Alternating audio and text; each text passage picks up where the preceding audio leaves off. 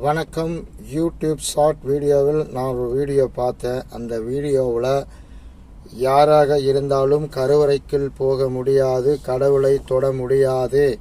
அதாவது பூஜை செய்கிற ஐயர்கள் மாத்திரம்தான் அந்த கடவுளை தொட்டு வணங்க முடியும் என்று அந்த வீடியோவில் சொல்லியிருக்காங்க. அப்படி இளையராஜா கடவுளை தொட முடியாது, கடவுள் நீ இளையராஜா இதுக்குள்ளே நீ வரக்கூடாது, என்னை தொடக்கூடாது என்று சொல்லி இருந்தால் கடவுள் ஞானத்தை, இசை ஞானத்தை அந்த இளையராஜாவுக்கு தந்திருக்க முடியாது. அது அப்படி அல்ல, இது அரசியலும் அல்ல, இது உண்மையான ஒரு காரியம்.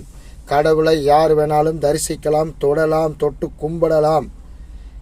இது உண்மை சத்தியம். கடவுளை யார் வேணாலும் தரிசிக்கலாம், யார் வேணாலும் கும்பிடலாம். இளையராஜா உள்ளே போகக்கூடாதுன்னு கடவுள் சொல்லியிருந்தால் அந்த இசை ஞானத்தை இளையராஜாவுக்கு கொடுத்திருக்க முடியாது. இது